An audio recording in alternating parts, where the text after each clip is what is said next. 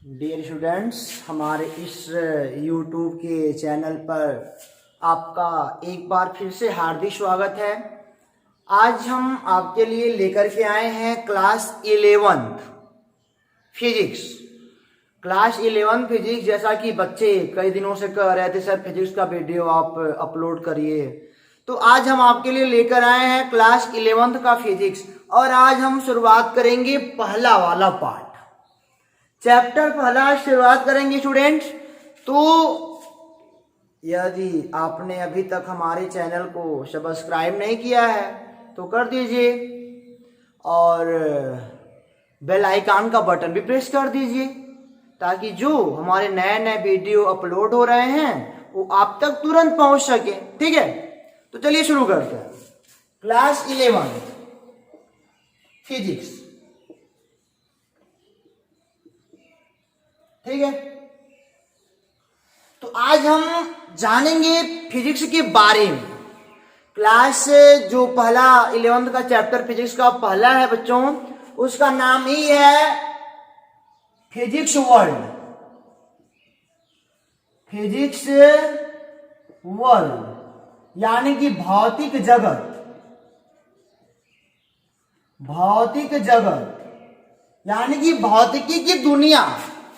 आप class 10th से अचानक 11th में अपग्रेड कर गए हो तो यहाँ पे थोड़ा मोड़ा आपको परेशानी होगा, क्योंकि अब क्लास 10th वाले बुक्स इतने पतले होते थे साइंस के, अब यहाँ पे फिजिक्स अलग हो गया, केमिस्ट्री अलग हो गया, इतना मोटा मोटा। तो अचानक होने के नाते बच्चे कुछ परेशान होते हैं, लेकिन आपको परेशान होने की आवश्यकता बिल्कुल नहीं है। परेशान नहीं होना हमको, ना परेशान नहीं होना हमको, समझना है अच्छे से क्या होता है। और वास्तव में भौतिक बहुत आसान सब्जेक्ट होता है, इतना आसान कि क्या बताएं। चलिए शुरू करते हैं। तो भौतिक जगत में पहली इंग्लिश आपकी आती है फिजिक्स। फिजिक्स की हिंदी होती है भौतिकी, ठीक है। फिजिक्स की हिंदी होती है भौतिकी। और यह कहां से उत्पन्न हुआ था तो बताने वाले कई तरह के बताते हैं, उसमें से हमारा भी एक है। सब सही है, कुछ गलत नहीं है, सब सही है जो बताते हैं, कहीं से देखे पढ़े होंगे तभी तो फिजिक्स की जो इंग्लिश है वह है फ्यूसिस। यह एक ग्रीक वर्ड है। पुराने जमाने के लोग ग्रीक वर्ड, लगभग 15 सेंचुरी अप्रॉक्स में सेंचुरी में फ्यूसिस एक ग्रीक वर्ड है, उससे बना फिजिक्स। फ्यूसिस एक ग्रीक वर्ड है, ठीक है ना। ग्रीक वाले लोग ऐसे फ्यूसिस कहते थे, उसका जब हमने आगे देखा तो उसी को हमने नाम दे दिया फिजिक्स, ठीक है। फ्यूसिस को हमने क्या नाम दे दिया, फिजिक्स। और फ्यूसिस की हिंदी जानते हो क्या होती है, प्रकृति। फ्यूसिस की हिंदी क्या होती है, प्रकृति होती है, ठीक है। अब आप समझ गए होंगे प्रकृति भौतिक है। प्रकृति क्या है, भौतिकी है। नेचर इज कॉल्ड फिजिक्स, ऐसे कह सकते हो कि जो प्रकृति है उसे भौतिक विज्ञान कहते हैं। कोई बात नहीं, समझो प्रकृति क्यों नाम दिया गया। फ्यूसिस की हिंदी प्रकृति होती है। इस प्रकृति में जो भी घटनाएं घट रही हैं, इस प्रकृति में जो भी घटनाएं घट रही हैं स्टूडेंट्स, उसका वजह प्रकृति है। वो प्राकृतिक घटनाएं हैं और उन्हीं का हम अध्ययन करेंगे, उन्हीं को हम भौतिक विज्ञान कहेंगे। कितनी अच्छी बात है। जैसे प्रकृति में आप कह सकते हो हम चल रहे हैं, ये प्राकृतिक घटना है, ये अभी फिजिक्स में आएगा। आप कह सकते हो लाइट जल रहा है, अंधेरा है, दिख रहा है, अंधेरा है नहीं दिख रहा है, लाइट है, जल रहा है, दिख रहा है। ये सब मतलब कि भौतिक विज्ञान की घटनाएं हैं, या फिर इसे हम कहेंगे इसे हमने भौतिक विज्ञान में इंक्लूड कर लिया, क्योंकि ये प्रकृति में घटने वाली घटनाएं हैं। जैसे हमने बुक में पढ़ा था कि आप जानते हो ना, वाटर अगर हाथ में वाटर ले लो या फिर किसी आप पॉट में बर्तन में अगर वाटर ले लो, उसको ऐसे गिराओ तो बताओ कि पानी नीचे आएगा कि ऊपर जाएगा? सोचो। तो पानी किधर आएगा? उसका प्रकृति वही है, नीचे आना। जाहिर सी बात है, ये अभी प्राकृतिक घटना हो गई। जैसे हिमालयों से यानी कि जब पर्वत से झरने का पानी गिरता है, सोचो कि पानी ऊपर क्यों नहीं उड़ जाता, मतलब ऊपर क्यों नहीं चलता? एक बॉल है हम यहाँ पे रखे तो बॉल नीचे क्यों गिर रही, ऊपर क्यों नहीं जा रही है? यही सब घटनाएं, वो मतलब कि हमारे पेड़ से गिरने वाला सेब है, न्यूटन का सेब ऊपर क्यों नहीं उड़ गया, नीचे क्यों गिरा? ये सब प्राकृतिक घटनाएं हैं, इन्हीं का हम अध्ययन करते हैं इस फिजिक्स में। आपने परमाणु बम का नाम सुना होगा, हाँ, नाभिकीय बल पे काम करता है, कुछ न्यूक्लियर फोर्स पे काम करता है। ये सब प्राकृतिक घटनाएं हैं। तब तो आए कहां से आए? प्रकृति में ही तो थे सब ना। ये सब मतलब कि हम जो भी देख रहे हैं, फैन चल रहा है, लाइट जल रही है, सूर्य निकल रहा है, पृथ्वी चक्कर लगा रही है, मून पृथ्वी का चक्कर लगा रहा है, ऐसे तमाम आप घटनाएं रोज देख रहे हो। आप चल रहे हो, मोटरसाइकिल चल रही है, ट्रैक्टर चल रहा है, जो भी घटनाएं देख रहे हो सब फिजिक्स है। तो फिजिक्स की परिभाषा हम क्या बनाए कि all natural phenomena is called physics.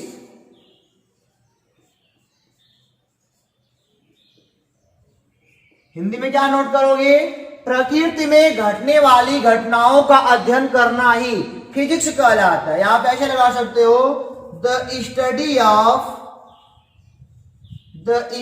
Of all natural phenomena is called physics. प्रकृति के अंदर होने वाली घटनाओं का अध्ययन करना ही भौतिकी कहलाता है। तो आपको बात समझ में आ गई ना? चलिए, अब ये भौतिकी होता है, इससे ज्यादा कुछ नहीं है भौतिकी में, लेकिन बहुत ब्रॉड है। अब प्रकृति में इतनी घटनाएं घटती हैं, सबका अध्ययन कर पाना, देखते हैं कहां तक कर लेते हैं। और क्लास 11th और 12 में आप लगभग सारी घटनाओं के बारे में पढ़ लोगे, लगभग सारी घटनाओं के बारे में पढ़ लोगे। लेकिन कैसे? खाली आप थोड़ा मोड़ा उनके बारे में जान पाओगे, बहुत डीपली नहीं जानोगे, लेकिन थोड़ा थोड़ा सारा खाना खा लोगे। जो भी चैप्टर है थोड़ा थोड़ा सब खा लोगे, और वहीं से आप जब आगे पढ़ोगे तो डीपली पढ़ोगे। तो आज आपकी नींव तैयार हो रही है छोटी छोटी बातों के साथ। तो आपने यह समझाना कि फिजिक्स क्या कहलाता है, the study of all natural phenomena is called physics. चलो अब इसको इरेज करें। अब स्टूडेंट्स बात आती है कैसे कैसे बटे एनसीईआरटी सिलेबस ने या फिर किसी ने भी इनको कैसे कैसे बांटा है, इनका सिलेबस हम देखेंगे, ठीक है ना। सिलेबस क्या क्या मतलब हमको पढ़ना है, आज ही आप जान लो आपको क्या क्या पढ़ना है। पढ़ना तो पूरा घटना है प्रकृति का, लेकिन कैसे कैसे हमको चलना है 11th 12 में वो आपको बताने जा रहे हैं। सिलेबस क्या है इनका, यानी कि आप कह सकते हो इनका स्कोप क्या है, कैसी पढ़ाई इनकी करनी है, ठीक है ना। तो सिलेबस में इनके क्या आएगा, फिजिक्स हमारे पास दो प्रकार के आएंगे यहां पे। एक होगा माइक्रोस्कोपिक और एक होगा माइक्रोस्कोपिक, ठीक है। अब कहोगे सर माइक्रोस्कोपिक की हिंदी क्या होती है, स्थूल होता है, और माइक्रोस्कोपिक की हिंदी क्या होती है, सूक्ष्म होता है। तो इस माइक्रोस्कोपिक में हम बड़ी बड़ी घटनाओं के बारे में पढ़ेंगे। इस माइक्रोस्कोपिक में हम बड़ी बड़ी घटनाओं के बारे में पढ़ेंगे, और इस माइक्रोस्कोपिक में छोटी छोटी, जैसे आप कह सकते हो इलेक्ट्रॉन, प्रोटॉन, न्यूट्रॉन, यही सब लोग चलेंगे यहाँ पे, ठीक है। तो यहाँ पे नाभिक के बारे में पढ़ेंगे, मतलब कि आपको बताने जा रहे हैं कि माइक्रोस्कोपिक जो आप देख रहे हो ना, ये है स्टूडेंट बड़ी बड़ी घटनाओं, जैसे पृथ्वी सूर्य का चक्कर लगाती है, खगोलीय विज्ञान समझ रहे हो ना, चंद्रमा पृथ्वी का चक्कर लगा रही है, बड़ी बड़ी घटनाओं के बारे में यहां पढ़ेंगे, बड़ी बड़ी घटनाएं। और माइक्रोस्कोपिक में क्या पढ़ेंगे स्टूडेंट, यहां पे छोटी छोटी घटनाएं, छोटी छोटी बातें। फिजिक्स का बंटवारा हो रहा है, ठीक है ना, आप समझो, अब फिजिक्स बंट जा रहा है। क्यों बांटना पड़ रहा है, क्योंकि कुछ लॉ यहां काम करेंगे, वो वाले लॉ नियम यहां नहीं फॉलो करेंगे, तो अलग अलग चलते हैं, ठीक है ना। सारी घटनाएं एक तरह की नहीं हो सकती ना, अलग अलग घटती हैं, अलग अलग प्रोसेस होता है, इसलिए हमने इसको सिलेबस में बांट दिया। अब जानते हो स्टूडेंट, इनको हम एक और नाम देते हैं जो कि आजकल बहुत प्रचलित है, क्लासिकल फिजिक्स। क्लासिकल फिजिक्स, अब इसकी हिंदी बड़ी अजीब सी होती है, चिरसम्मत, चिरसम्मत कहते हैं इसको हिंदी में। क्लासिकल कहने बड़ा अच्छा लगता है, ठीक है ना, क्लासिकल कहा जाएगा। इसी माइक्रोस्कोपिक को हम कहेंगे क्लासिकल फिजिक्स। और इस माइक्रोस्कोपिक जो मतलब कि नाभिक के बारे में पढ़ोगे, उसके अंदर प्रोटॉन के बारे में पढ़ोगे, जो भी होगा छोटी छोटी घटनाएं, ठीक है ना, इसे हम कहते हैं मॉडर्न फिजिक्स। मॉडर्न फिजिक्स, आधुनिक भौतिकी, इसका नाम है आधुनिक भौतिकी। आप समझ रहे हो ना हम क्या कह रहे हैं, हमने कहा माइक्रोस्कोपिक को हम बोलते हैं क्लासिकल फिजिक्स, और माइक्रोस्कोपिक को हम क्या बोलते हैं, मॉडर्न फिजिक्स बोलते हैं।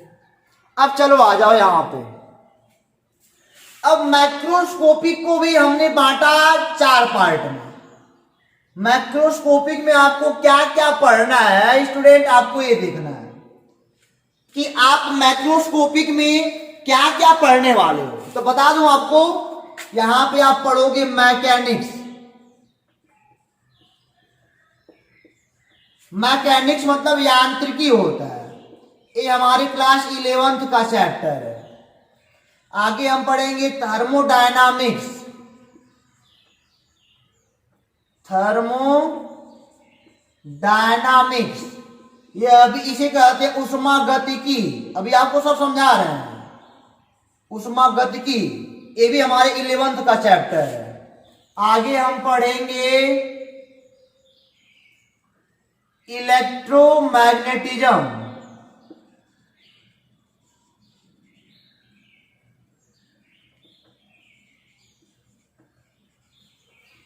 इसे हम कहेंगे विद्युत चुंबकीय बल, आवेश, चुंबक, चुंबक आएंगे यहां पे, ये हमारे क्लास 12 का पोर्शन है। और यहां पे हम पढ़ेंगे ऑप्टिक्स, प्रकाश के बारे में, इसकी हिंदी होती है प्रकाशिकी, ये अभी हमारे क्लास 12 का पोर्शन है। यानी कि ये दोनों हम 11th में पढ़ेंगे और ये दोनों हम कहां पढ़ेंगे, 12 में, ठीक है। तो अब इनके बारे में जानते हैं स्टूडेंट्स, होता क्या है। तो मैकेनिक्स में आपकी यांत्रिकी है ना, यंत्रों के बारे में, मशीनों के बारे में, कलपुर्जों के बारे में। यहां पे हम बोलते हैं सीधे आपको यांत्रिकी में यही सब पढ़ना है कि जैसे आपको बता दूं, मोशन वस्तुओं का गति, न्यूटन के लॉ पर जो है, न्यूटन का नियम, Newton's law, motion Newton's law, मतलब कि जो न्यूटन के गति का नियम है सब यांत्रिकी में आता है। और यांत्रिकी में आप और कह सकते हो ग्रेविटेशनल फोर्स, ग्रेविटेशनल, गुरुत्वीय, गुरुत्व बल जिसे कहते हो आप, ये अभी पढ़ना इस यांत्रिकी में, ठीक है ना।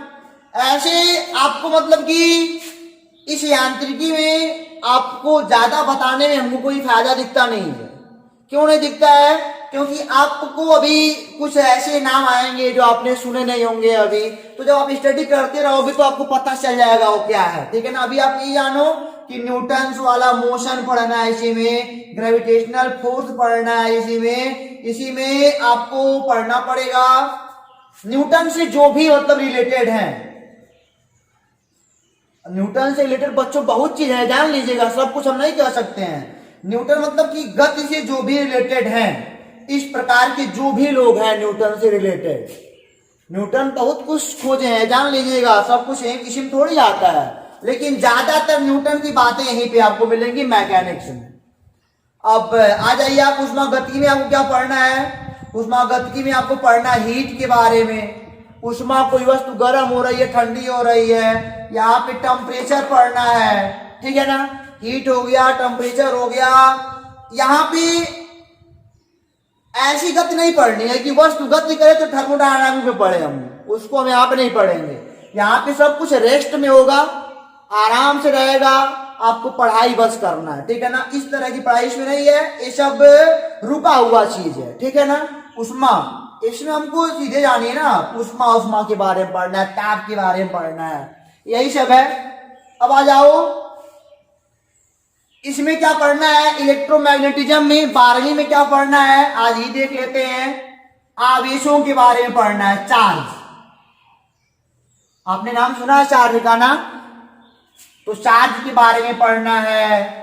और आपने इसमें अगर मैं बात कहूं तो इसमें अल्टरनेटिंग करंट आएगा, डायरेक्ट करंट आएगा, इसी में जनरेटर आएगा, ठीक है। कैसे वर्क करते हैं ये लोग, ये आपको विद्युत चुंबकीय में पढ़ना है ये सब, ठीक है ना। और प्रकाशिकी में आपको क्या पढ़ना है? लाइट के बारे में पूरा पढ़ना है, लाइट के बारे में पूरा ही मिल जाएगा आपको। लाइट मतलब अब इसी में क्या आपको मिल सकता है? लाइट तरंगों के रूप में चलती है, कि लाइट पार्टिकल के है, कि लाइट, स्पेलिंग गलती हो गई, कि लाइट रे के फॉर्म में चलती है, कैसे होता है लाइट के बारे में सारा पढ़ना है, ठीक है ना। तो हमारा ये दो चीज, ठीक है, यही हमारे 11th में है, क्या? मैकेनिक्स और थर्मोडायनामिक्स, ठीक है। और इसी में आपको सारी चीज पढ़ाई करनी है। और विद्युत चुंबकीय बल, ऑप्टिक्स यानी कि इलेक्ट्रोमैग्नेटिज्म और प्रकाशिकी आपको टर्म मिलेगा। तो 1 मिनट देख लें कैमरा में सही आ रहा है कि नहीं आ रहा है। तो कैमरे में आपको सब कुछ बहुत अच्छे से दिखाई दे रहा होगा। तो ये तो हो गया स्टूडेंट, मैक्रोस्कोपिक बड़ी बड़ी घटनाओं के बारे में पढ़ेंगे। ग्रेविटेशन जानते ही हो, उसी के बेस पे अर्थ मूव करती है, कुछ मूव करता है। तो इसी में अब आपके लिए कुछ चैप्टर का नाम ले ही लेते हैं। न्यूटन से वो हो गया, न्यूटन का तो मोशन हो गया। इसी में आपको एक लेसन मिलेगा फ्रिक्शन। फ्रिक्शन माने क्या होता है? घर्षण होता है। इसी में आपको मिलेगा centre of mass, centre of mass, यह भी मिलेगा इसी में। द्रव्यमान केंद्र, द्रव्यमान हो गया, फ्रिक्शन हो गया, रेखीय संवेग हो गया, लीनियर मोमेंटम, जो भी आएंगे सब यांत्रिकी में आएंगे। इसका दो ही पार्ट हमारे पास है, एक मैकेनिक्स, एक थर्मोडायनामिक्स। आप बुक ओपन करोगे सब पता चल जाएगा, बहुत आसान होता है सब। और यहाँ पे देख ही रहे हो, हीट उठ है, यहाँ पे चार्ज वार्ज है, यहाँ पे लाइट वाइट है, नहीं? तो आप समझ रहे हो ना। चलो आ जाओ, मॉडर्न में क्या पढ़ना है? मॉडर्न में आपको पढ़ना है न्यूक्लियस के बारे में। न्यूक्लियस, NUCLEUS, नाभिक। नाभिक मिलेगा आपको स्टूडेंट। एक परमाणु होता है, ये नाभिक होता है, प्रोटॉन होते हैं, न्यूट्रॉन होते हैं, कुछ ऐसे वैसे जैसे तैसे छोटी छोटी बातें। ये तो बड़ी बड़ी बातें हो गई, इनको अलग क्यों किया गया? क्योंकि इनका प्रोसेस जो है ना, इन पे फॉलो नहीं करता है, इनका प्रोसेस इन पे फॉलो नहीं करता, इसलिए बांट दिया गया इन लोगों को। यहाँ पे आपको पढ़ना है इलेक्ट्रॉन, प्रोटॉन, न्यूट्रॉन, इनसे कैसे हम काम करते हैं, क्या है, ये छोटी छोटी बातें हैं ना। लेकिन ये बात आप जान लीजिए, खाली बातें छोटी लग रही हैं, छोटी बातें नहीं हैं, बहुत भयानक भयानक बातें हैं। और वास्तव में ये अपने आप में बहुत बड़ा है तो हालांकि दोनों बड़े, लेकिन इसकी स्टडी इनसे कहीं ज्यादा कठिन मालूम पड़ती है।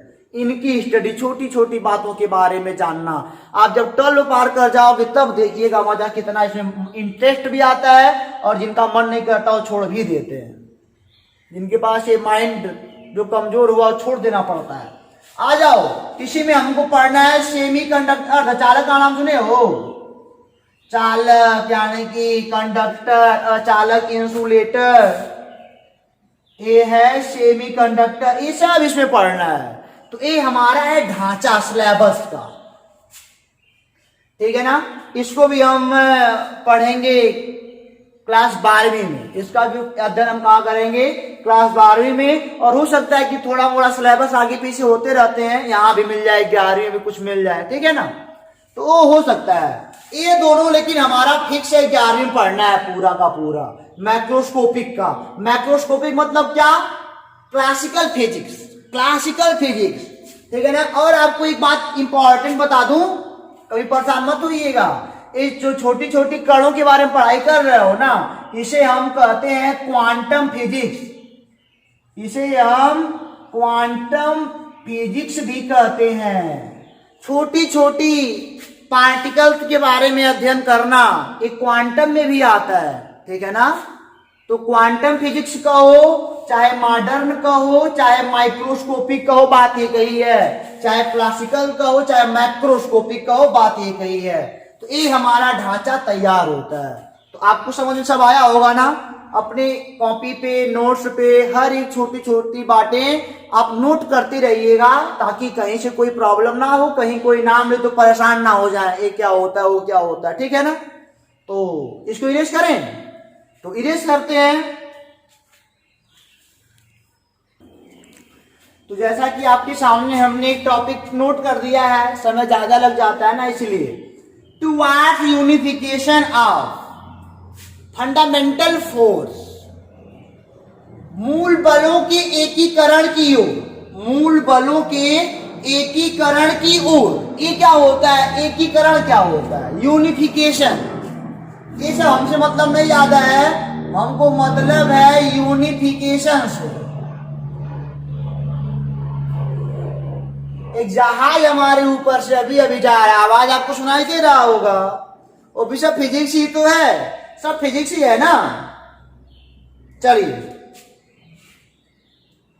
तो हमने क्या कहा आपसे, मूल बलों की एकीकरण की ओर। यूनिफिकेशन क्या होता है, यूनिफिकेशन वर्ड का हमारा मतलब क्या है। चलिए, तब यूनिफिकेशन में आप सोचो जरा, एकीकरण होता है, एकीकरण तमाम नियमों को एक में मिला देना, बहुत सारे नियमों को एक में मिला देना।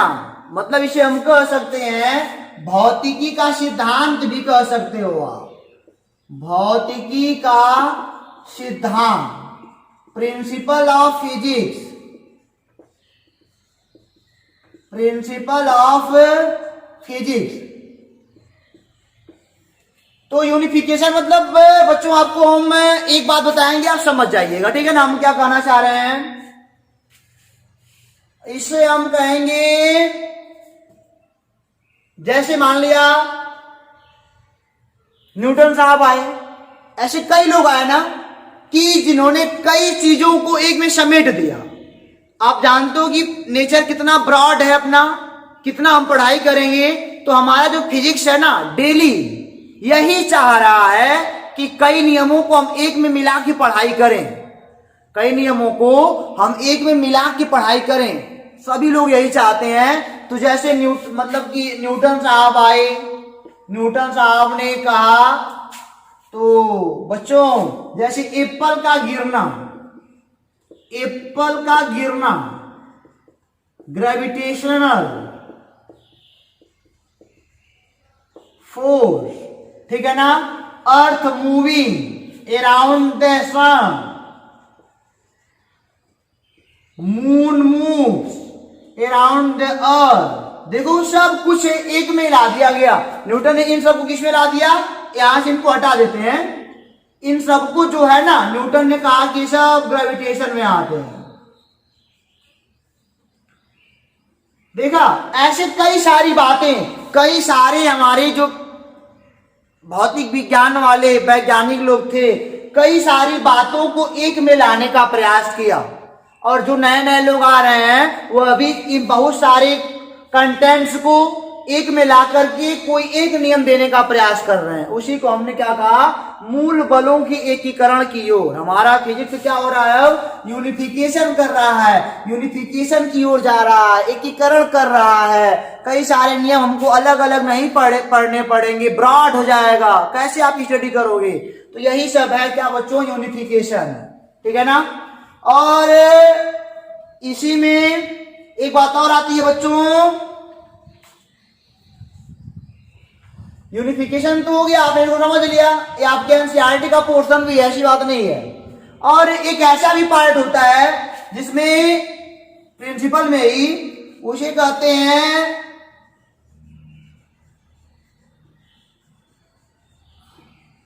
रिडक्शनिज्म। रिडक्शनिज्म में क्या होता है, अब बड़ी बड़ी चीजों को, जब आपके पास बड़े बड़े कॉन्सेप्ट आएंगे, ठीक है ना, जब आपके पास बड़े बड़े कॉन्सेप्ट आएंगे तो उनका पार्ट पार्ट करके पढ़ना पड़ेगा। ठीक है ना। जैसे आप मैथ के क्वेश्चंस लगाते हो ना, तो मैथ के क्वेश्चंस में क्वेश्चन ऐसे भी आते हैं जिनमें बहुत सारे नियम फॉलो होते हैं अलग अलग से। तो इसी को हम कहेंगे, जब कोई बड़े बड़े कॉन्सेप्ट मिलेंगे उनको पार्ट पार्ट छोटे छोटे पार्टों में तोड़ करके लगाना पड़े, उसे हम कहते हैं रिडक्शनिज्म। ठीक है ना। ये हो गया यूनिफिकेशन, ये मतलब इसे हम पार्ट पार्ट करके पढ़ाई करते हैं। ठीक है ना।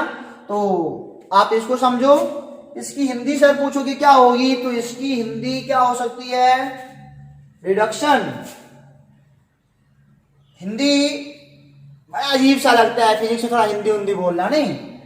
तो मतलब आप यही समझो कि जो रिडक्शनिज्म होता है वो क्या होता है, छोटे छोटे रूप में पढ़ाई करना, यानी कि कोई बड़े अगर चीज है उनको छोटे छोटे पार्ट में तोड़ करके पढ़ना होता है। ठीक है। तो इनको इरेज करें। अब ये तो हो गया भौतिकी का सिद्धांत है। सिद्धांत इसका यही है कि कई सारे नियमों को एक मिला के समेटो, इसी में हमारा फिजिक्स की भलाई है, नहीं तो पढ़ नहीं पाओगे। तो ये तो आपको समझ में आ गया होगा। इरेज करते हैं इनको। ठीक है ना। तो यूनिफिकेशन और रिडक्शनिज्म, ये दो बातें आपके माइंड में सेट होनी चाहिए। तो इरेज करते हैं। तो स्टूडेंट्स, आपने यहां तक फिजिक्स के बारे में देखा, और फिजिक्स में सब कुछ आ जाता है। फिजिक्स में ना मैथ भी आता है, केमिस्ट्री भी आता है, सब कुछ आता है फिजिक्स में। पुरानी पुरानी बातें भी आती हैं, हिस्ट्री भी कह सकते हो, नहीं तो इसे हम कहते हैं किंग। फिजिक्स को हम किंग बोलते हैं, सभी सब्जेक्ट का किंग है ये। ठीक है ना। तो फिजिक्स एक ऐसा सब्जेक्ट है जहां पे सब सारे विषय आके समाहित हो जाते हैं, तो मतलब कि सबसे बड़ा माना जाता है फिजिक्स। तो चलते हैं, अगली टॉपिक है एनसीईआरटी में या फिर साइड बुक, जो भी आप यूज कर लो, हम तो हालांकि दोनों यूज करते हैं। तो अगली टॉपिक है फंडामेंटल फोर्स इन नेचर। प्रकृति में मूल बल।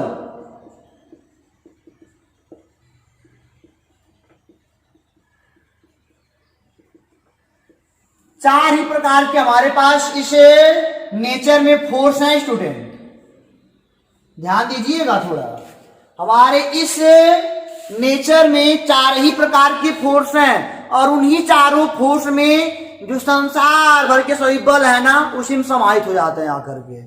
अपने बुक में हालांकि आप पढ़ोगे, बहुत प्रकार के बल पढ़ोगे, लेकिन वो जो बल पढ़ोगे ना, जो मैं बताने जा रहा हूं चारों, उन्हीं से रिलेटेड होंगे।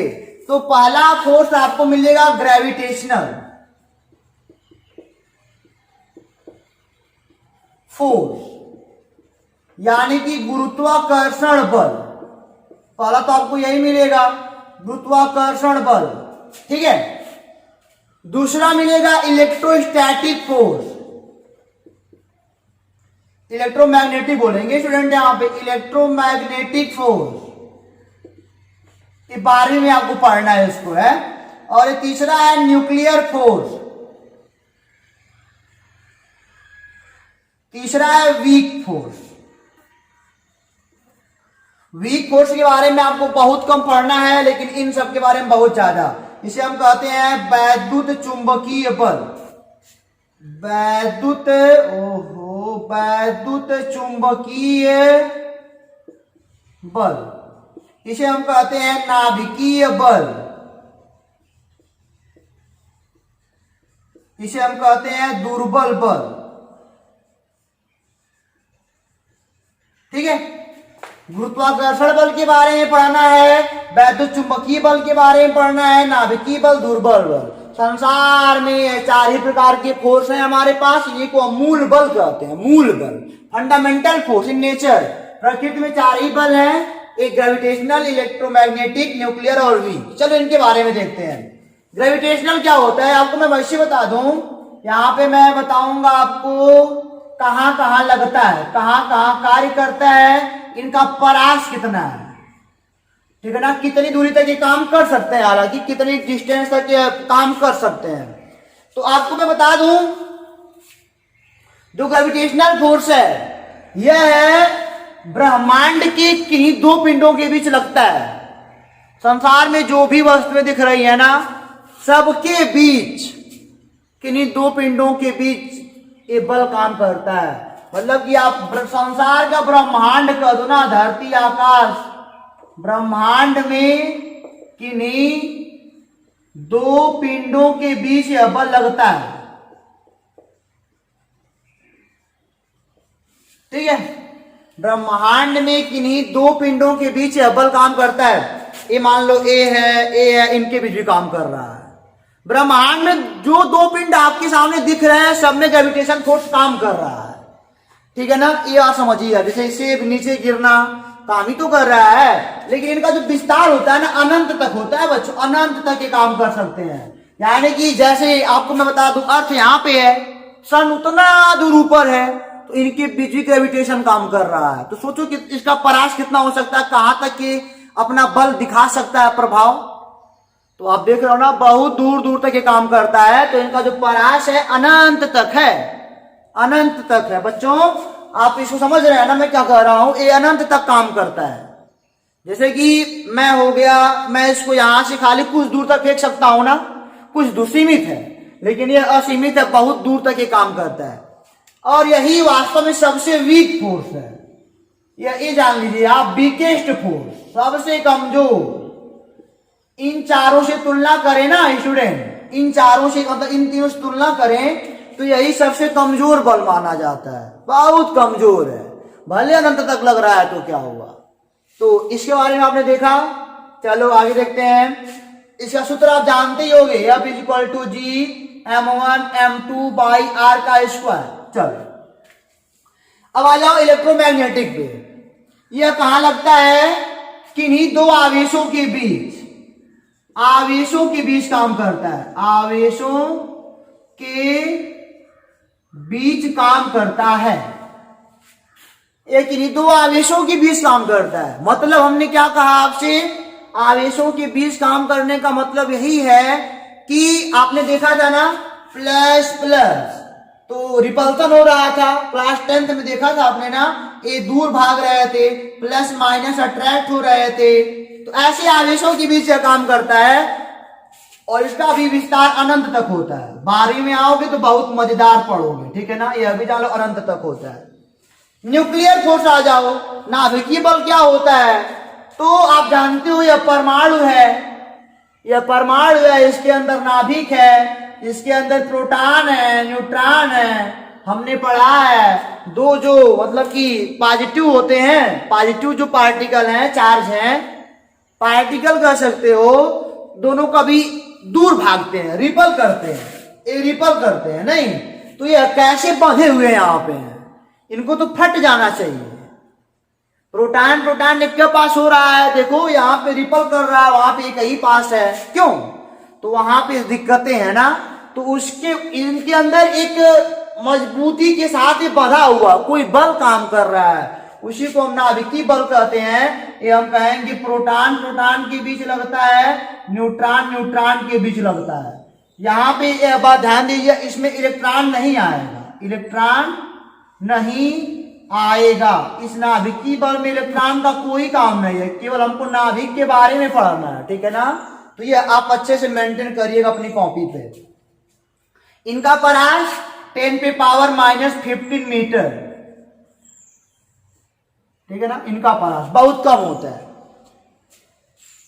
ठीक है ना। ये बहुत बहुत स्ट्रांग होता है, बहुत ज्यादा स्ट्रांग होता है, ठीक है ना। अभी आपको बताता हूं मैं। अभी आ जाओ वीक फोर्स पे। तो वीक फोर्स जो होता है स्टूडेंट, ये होता है जैसे इसके बारे में अगर कहा जाए वीक फोर्स के बारे में, तो आप कह सकते हो प्रोटॉन का न्यूट्रॉन में रूपांतरण और न्यूट्रॉन का प्रोटॉन में रूपांतरण, ये जीरो होता है। हालांकि ऐसे बदलते रहते हैं, इसकी पढ़ाई आपको करनी पड़ेगी, परेशान ना हो। ये रूपांतरण भी होता है, ये इसीलिए तो पढ़े हैं यहाँ पे। तो इनका परास जो होता है स्टूडेंट, इनका परास होता है 10 पे पावर -16 मीटर, थोड़ा सा इनसे कम होता है। अतिलघु इसे बोलते हैं, अतिलघु परास, वेरी सार, और इसे हम कहते हैं लघु परास, लघु परास, ठीक है ना। तो आपको एक बात और बता दूं, जो ये हवाला है ना, ये हवाला ये है चार्ज पे डिपेंड नहीं करता। जैसे कि चार्ज नहीं होता है, प्लस प्लस रिपल कर रहा है, जो भी हो रहा है, यह चार्ज पर डिपेंड नहीं करता। जो ये फोर्स है, यह चार्ज पर डिपेंड नहीं करता कि कितना चार्ज है। ये न्यूक्लियर फोर्स खाली यहां पे, ठीक है। तो खाली ये वीक बस दिख रहा है, लेकिन इनसे मजबूत है, इनसे क्या है, ये मजबूत है। और आपको मैं बता दूं, एक बात जरूर नोट करिएगा, ये फोर्स का जो ऐसे बांट देते हैं थोड़ा, कौन सबसे स्ट्रांग है, तो सबसे स्ट्रांग न्यूक्लियर फोर्स, सबसे स्ट्रांग न्यूक्लियर फोर्स होता है, सबसे ज्यादा स्ट्रांग। उसके बाद इलेक्ट्रोमैग्नेटिक फोर्स, इलेक्ट्रोमैग्नेटिक फोर्स होता है। उसके बाद कौन होता है, वीक फोर्स होता है। उसके बाद उसके बाद ग्रेविटेशन होता है, ठीक है ना। तो आपने इस बात को देखा, सबसे स्ट्रांग कौन होता है, न्यूक्लियर फोर्स, यह मतलब न्यूक्लियर, इलेक्ट्रोमैग्नेटिक उसके बाद वीक फोर्स, उसके बाद ग्रेविटेशन फोर्स सबसे कमजोर होता है। तो ये आपको पता होना चाहिए। और आप अगर अपने बुक में जाओ तो ये पा भी सकते हो कि कितना ज्यादा स्ट्रांग है, अप्रोक्स में, एग्जैक्टली नहीं पा पाओगे, अप्रोक्स में पाओगे। तो अगर मैं आपको बता दूं, तो यह होता है प्रबलता, इनकी जो होती है प्रबलता 10 पे पावर 26 होती है। इनकी लगभग होती है 10 पे पावर 39, इनकी लगभग होती है 10 पे पावर 37, और इनकी यहीं पे 1 10 पे पावर 0। ये प्रबलता है, आपेक्षिक प्रबलता, यहीं से हम इसको पहचानने का काम करेंगे। क्या होता है, इसका सबकी तुलना की जा रही है, कोई वो नहीं है, खाली तुलना हम लोग कर रहे हैं एक मान दे करके। ये भी एग्जैक्ट मान नहीं है फिजिक्स में, लेकिन फिर भी यहां से हम कुछ मिल जाता है कि देखो यहाँ पे सबसे अधिक क्या प्रबल है, उसके बाद ए वाला प्रबल है, उसके बाद ए वाला, उसके बाद ए वाला। तो यहां से आप इसको पहचानने का प्रयास करिएगा, ठीक है ना। ये मान आपको थोड़े मोड़े याद होने चाहिए, हो सकता है कभी कभी एग्जाम में पूछ देता है।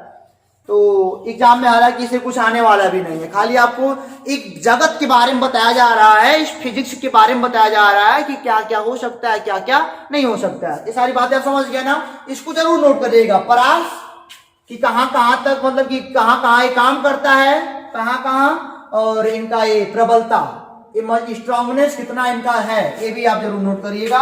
और ये पूछ सकता है आपसे, बहुत ही अच्छे से पूछ सकता है। तो इसको इरेज करें, समझ गया ना। हर एक बात छोटी छोटी जो नोट जरूर करिएगा। इरेज करके आगे चलते हैं थोड़ा सा। तो अगली टॉपिक हमारी है, जो कि बुक्स में है, लास्ट टॉपिक है स्टूडेंट, फिजिक्स, टेक्नोलॉजी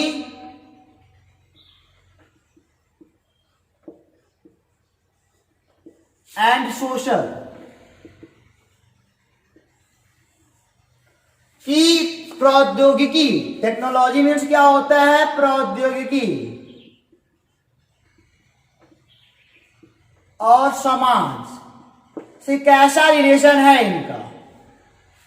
सोशल यानी कि समाज जिनमें हम लोग रहते हैं, और इस फिजिक्स का क्या रिलेशन है, यह भी एक टॉपिक है। तो बहुत वो नहीं है, इसमें आप खुद समझ सकते हो कि जैसे न्यूटन ने लाया गुरुत्वाकर्षण का नियम लाया, गुरुत्वाकर्षण का नियम लाया, उसकी वजह से हमको आराम मिला। हमको आराम से, तुम कहोगे कि सर उन्होंने खोजा ग्रेविटेशन तो आराम हमको कैसे मिला? तो कुछ इस प्रकार कि हमने वायुयान उड़ाने लगे, वायुयान उड़ने लगा ना, तो जब जब फिजिक्स में नई नई टेक्नोलॉजी आई है उससे इंसान को फायदा भी हुआ है, नुकसान भी हुआ है। फायदा भी हुआ है और नुकसान भी हुआ है। नुकसान तो होता है, अभी आपको बढ़िया नुकसान बताएंगे जो समझ में आपको आए। चलिए, जैसे आपने पढ़ा ऊष्मागतिकी, थर्मोडायनामिक्स, थर्मोडायनामिक्स पढ़ लिया तो उष्मा के बारे में जान गए, तो आपने रेफ्रिजरेटर ला दिया। रेफ्रिजरेटर ठंडा है तो गर्म कर दो, गर्म है ठंडा कर दो। कुछ इस प्रकार की मशीनें बनने लगी, है ना। आपने अपने चलने के लिए मोटरसाइकिल बनाई, गति को पढ़ करके मशीन को पढ़ा तो मोटरसाइकिल का इंजन बना। कुछ मतलब कि जब जब फिजिक्स से नई नई टेक्नोलॉजी लाया है उससे समाज को फायदा ही हुआ है, नुकसान भी हुए हैं। जैसे आप जानते हो कि कुछ समय पहले मतलब कि अमेरिका ने, जापान ने बम गिराया था ना, को क्या बोलते, एटम बम गिराया था, तो उससे आज तक मतलब कि परेशानियां हो ही रही हैं। तो जब फिजिक्स ने खोजा तो मिला तो, लेकिन नुकसान तो उसका है ना। तो जब मतलब कि हम ऐसे कहना चाह रहे हैं, जब जब इंसान की जरूरतें हुई हैं तब तब नई नई टेक्नोलॉजी आई है। इंसान की जरूरतें टेक्नोलॉजी, या फिर टेक्नोलॉजी आई तो इंसान ने अपनी जरूरतों को पूरा किया, ऐसे भी कह सकते हो। तो ये संबंध है टेक्नोलॉजी और हमारे सोशल का, समाज का, ये संबंध है अच्छा खासा। जो मतलब कि टेक्नोलॉजी आई तो हमको फायदा हुआ, या फिर हम अपने फायदे के लिए टेक्नोलॉजी को ले आए, यही सब है सोशल में, और क्या कुछ है थोड़ी ना। तो ऐसे हम तमाम बातों को पढ़ेंगे इसमें। तो आपने आपके बुक में इसमें क्वेश्चन मिलेंगे छोटे मोटे अच्छे खासे, हमने सब आपको यहाँ पे पढ़ा डाला है, सब कर लोगे आप चाहोगे तो, ठीक है ना। और अब हम आपको बता दें कि कभी कभी प्रश्न में करता है, जैसे कि हम जो बुक पढ़ाते हैं अपने यहाँ स्कूल में, बालाजी पब्लिकेशन, तो उसमें पूछता है कि सूक्ष्म में कौन कौन से विज्ञान आएंगे। तो जो छोटे छोटे पार्टिकल होते हैं, परमाणु वाला आएगा, नाभिक वाला आएगा, परमाणु हो गया, नाभिक हो गया, ऐसे छोटे मोटे प्रश्न आगे पीछे होते रहेंगे। बहुत थोड़ा मोड़ा वेरिएशन होगा। आप वहां पे इतना पढ़ लियो कि बहुत कुछ जानते हो, सब कुछ जानते हो। क्या हमको पढ़ना है? मैकेनिक्स, थर्मोडायनामिक्स, क्लास 11th में। Physics is the king of all subject, और मैथ क्या होता है? क्वीन कहलाता है, मैथ को क्वीन कहते हैं, ठीक है ना। तो उम्मीद करते हैं यह वीडियो आपको बहुत अच्छे समझ में आया होगा। समझ में आया है तो कमेंट बॉक्स में लिखिएगा जरूर, और एक ऐसा नोट्स बनाइए ताकि हम रहें या ना रहें, जो पढ़े उसको समझ में आ जाए, ऐसा नोट्स बनाइए, ठीक है ना। हर छोटी बातों को जो हमने लिया है नाम, हिंदी इंग्लिश, नोट करिएगा, वो आपके लिए फायदेमंद होगा। तो इसी के साथ ये हम वीडियो बंद करते हैं। अब अगले टॉपिक में मिलेंगे हम चैप्टर 2 के साथ। चैप्टर 1 क्लोज, चैप्टर 1 क्लोज, अच्छी समाप्ति हुई। चैप्टर 1 क्लोज हो गया, ठीक है ना। गुड एड, मजा आ गया सर, मजा आ गया ना। मजा आता रहेगा, बस पढ़ाई करते रहिए। कमेंट बॉक्स में जरूर लिखिएगा। तब तक के लिए ऑल द बेस्ट।